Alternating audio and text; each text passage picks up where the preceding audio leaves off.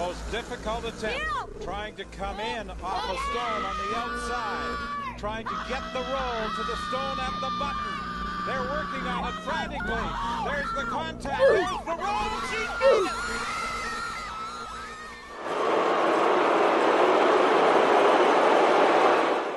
it. Oof.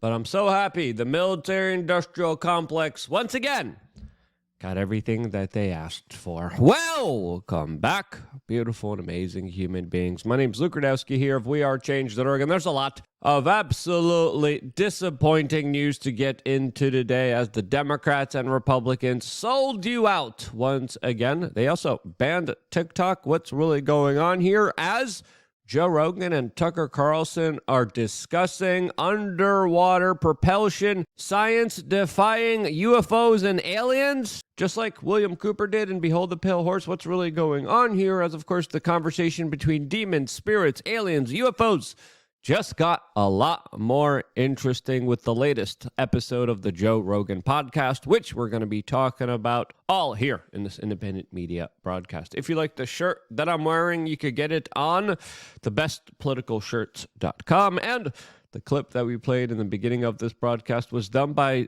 some kind of an incredible meme maker.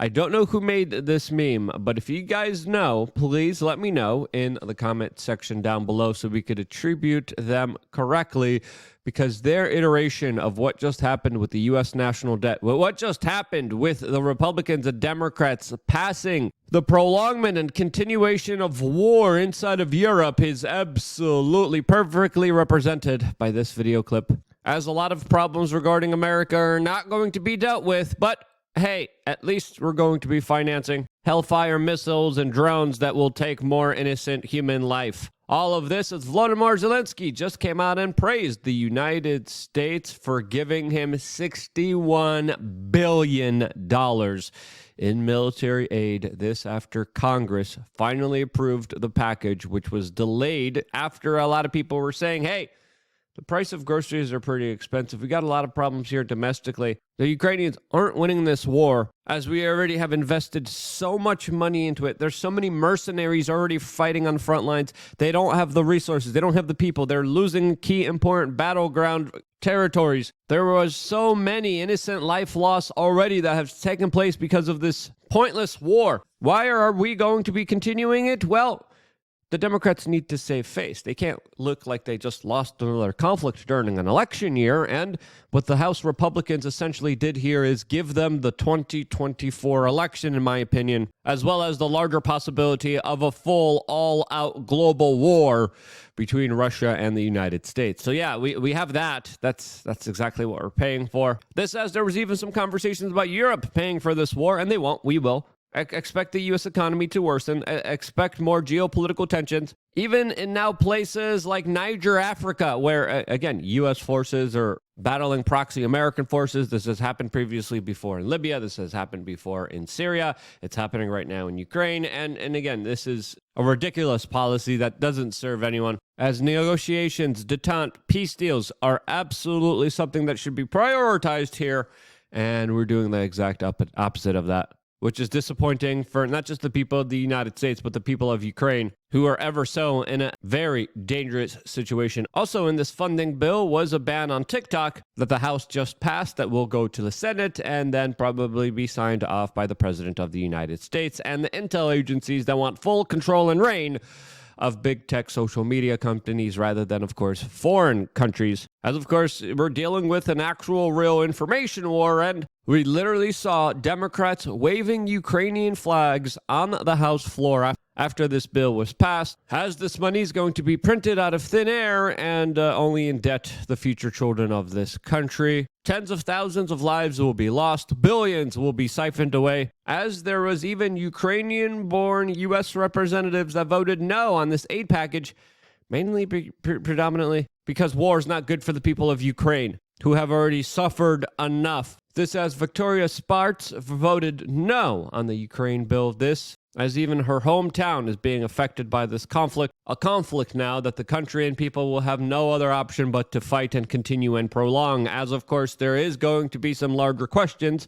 regarding the Speaker of the House, Mike Johnson, that many members of Congress have been saying will now be officially kicked out of the Speaker of the House office after, of course, passing this bill, which U.S. Congresswoman MTG says was a betrayal, as she details how essentially Speaker of the House Mike Johnson was taking orders from Democratic leader Hakeem Jeffries. This, as Jack Posobiec just pointed out to two different New York Times articles, one 6 months ago, detailing how Mike Johnson was a, quote, hard right conservative and a bad man, and now how he is defying his party and, quote, doing his job. Of course, congratulating the pound of flesh that now will be paid for in this foreign conflict that will be prolonged for the ever foreseeable future. All of this as the Republicans are getting more and more of a slim majority within the House of Representatives, as now a Republican from Wisconsin resigned in protest to this. This bill largely helps out the Democrats, who, with their open immigration policy, look like they will be flooding Congress and the House of Representatives to the point where Democratic leadership will always be under their control. As it already looks like it is, as the Republicans are literally giving them everything that they wanted without addressing the border, without addressing the addiction problem here in the United States, without addressing a lot of the key issues that really do matter to this country, to its people, that absolutely, in my opinion, are being left behind. You know who's not being left behind? The members of LukeUnfiltered.com that went on an incredible nature hike last night and had a lot of fun. That could have been you, as of course this is the picture from the hike that we did here in Miami, Florida. That was really fun, really exerting, really tiring. Everyone was sweating as we walked about 6,000 or was it 7,000 steps all throughout a very beautiful park here. We got to know each other. We became friends with each other, and it was awesome. As of course now a part of your memberships of LukeUnfiltered.com, you get nature hikes wherever I go. As of course we just did one yesterday here in Miami, Florida. Next week, next Sunday, 1 p.m. local time, we're doing another one in Austin, Texas, which you could come out to if you sign up to LukeUnfiltered.com. We got a lot of incredible offers of value, 3 master classes, a forum, a members-only t-shirt store, 10-plus years centered around helping you become the best, strongest, most amazing version of yourself, with information that you could act on to make the right decisions for yourself in this ever so very perplexing, confusing world of lies, with a predator class that preys off of your ignorance. And if you're a member of LukeUnfiltered.com, we'll make sure you're not prey. We'll make sure that you have the best up-to-date information about becoming the happiest, healthiest, most amazing, strongest version of yourself. And that starts with, of course, exemplifying it. And that's what we're doing with these nature hikes. There's going to be future ones happening near Washington, D.C., in New Hampshire, in New York, probably in California. Stay tuned for those. And, of course, your memberships help facilitate the larger culture building, the larger expansion of these healthy, incredible activities that help people incredibly with their mental and physical health. You could be a part of that change right now just by signing up to LukeUnfiltered.com. We have many different tiers that you could sign up, and you signing up is crucial and essential to us being here as a fully independent media organization. We wouldn't be here if it wasn't for you. Sign up right now. The link is in the description down below, and I will see you there right after this broadcast. As, of course, another broadcast that has captivated a lot of minds, started some really interesting conversations, is, of course, the latest Joe Rogan podcast episode with Tucker Carlson, the former #1 news anchor in all of America that was mysteriously canned by Fox News. This, as a lot of people are kind of questioning, why does this kind of epic kind of meeting of the minds with some really fascinating conversations about spiritual existences of entities, about God, about aliens,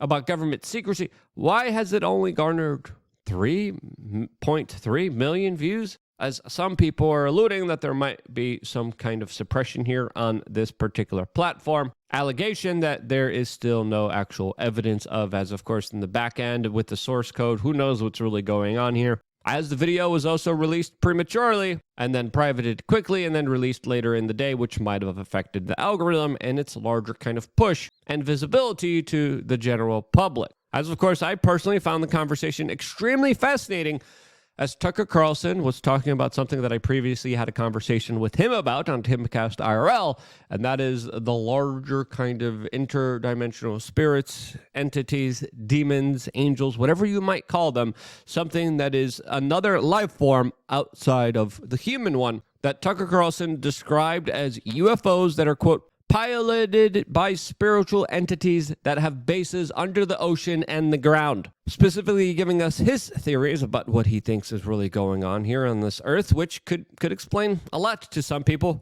as the two discussed how UFOs have been, according to many instances and many documented cases, defied the laws of science as we know it today, as Tucker Carlson believes that there are spiritual entities that have inhibited Earth for as long as humanity itself was on it, which is something worth considering, as of course many civilizations before us, all throughout recorded kind of human history, detailed an entity, detailed creatures, detailed phenomenons that still can't be explained by modern science, as most of them believed in a creator, believed in spirits, up until recently, where our Western society is becoming more and more secular. Now, did humanity progress and develop beyond these ideas, or did we lose our way and stop focusing on the larger questions of what actually might be around us, within us, and maybe even underneath our oceans? This has ever so increasingly, there's been a number of incidences of U.S. government employees literally coming out and telling everyone that there's UFOs out there, as Tucker Carlson literally went out of his way to claim that he saw evidence of underwater UFOs that were moving at speeds that were not possible under any kind of scientific explanation of what humanity is capable of doing right now. Speed and propulsion that defies the laws of science, which very interestingly were also detailed by a former U.S. Naval Intel officer, William Cooper, an author of Behold a Pale Horse, a very interesting book that I read as a teenager that has absolutely provided us some very interesting context and conversations to have because of.